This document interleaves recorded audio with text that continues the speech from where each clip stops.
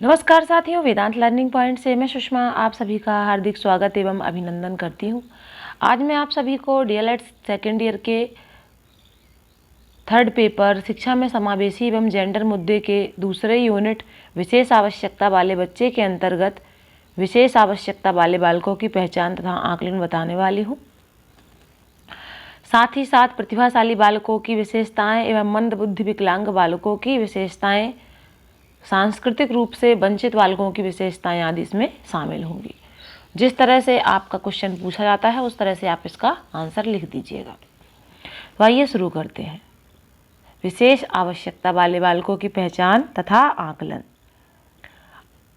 अ है इसमें प्रतिभाशाली बालकों में निम्नलिखित विशेषताएं परिलक्षित होती हैं। क्या क्या विशेषताएं होती हैं? पहला है, प्रतिभाशाली बालक शारीरिक रूप से स्वस्थ होते हैं तथा शारीरिक बनावट भी अच्छी रखते हैं, किंतु सामान्य बालकों से भिन्न होते हैं। दूसरा है, ऐसे विशिष्ट बालक मानसिक बीमारियों से ग्रस्त नहीं होते। तीसरा है, ऐसे बालक तीव्र शारीरिक विकास की सीमा के अंतर्गत आते हैं। चौथा है, ऐसे बालक कक्षा में बताई गई बातों को सामान्य बालकों की अपेक्षा ठीक से समझ लेते हैं। पांचवा है, उन्हें असफलता कम ही हाथ लगती है। अच्छी समझ के कारण उनकी शैक्षिक उपलब्धि अच्छी होती है। छठवा है, उनमें नकारात्मक संवेग यथा क्रोध, घृणा तथा ईर्ष्या आदि का प्रयोग कम होता देखा जाता है। सातवां है, ऐसे बालक सकारात्मक संवेगों यथा स्नेह, आनंद का भी अनुभव यथासंभव आवश्यकतानुरूप करते हैं। आठवां है, ऐसे बालक अपने साथियों से भी भली भांति समायोजित रहते हैं। नौवां है, ऐसे बालक घर, विद्यालय तथा समाज में अच्छा समायोजन रखते हैं, इसलिए इन्हें अधिक सहयोग की आवश्यकता होती है।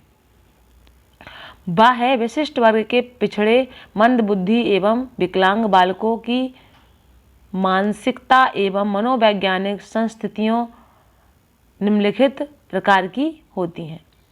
पहला पॉइंट है इसमें, इस विशिष्ट वर्ग के बालक अपनी विशिष्टता के कारण समाज में भली भांति समायोजित नहीं हो पाते। इस कारण समाज में उनका तालमेल सामान्यतः अच्छा नहीं होता।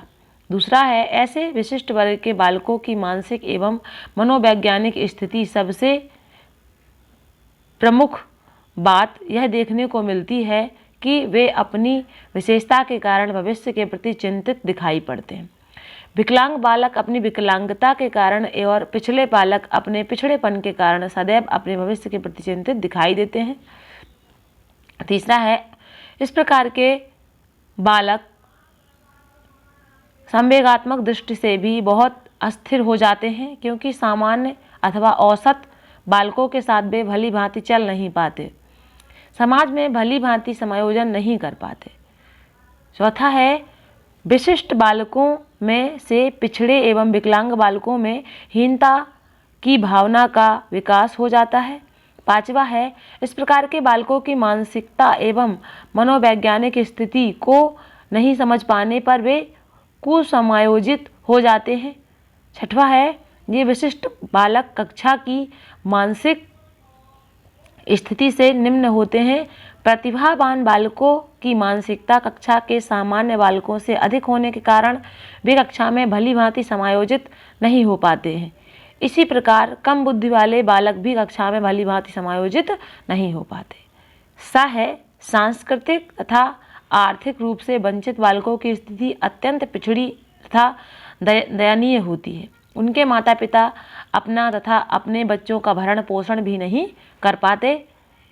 अभावों से भरा उनका जीवन होता है। रहने के लिए घर नहीं होता, इसलिए बच्चों को पढ़ाना लिखाना इनकी सोच से बाहर की बात होती है। ये प्रश्न जिस भी तरीके से पूछा जाए, पूछा जरूर जाता है, तो इसका आंसर आप तैयार कर लीजिएगा। ये बहुत ही ज़्यादा इम्पॉर्टेंट नोट्स हैं परीक्षा की दृष्टि से, ये हमेशा ही आते हैं। मैं आपको दीर्घोत्तरीय प्रश्न हमेशा बताती हूँ जो लगभग 300 शब्दों के होते हैं।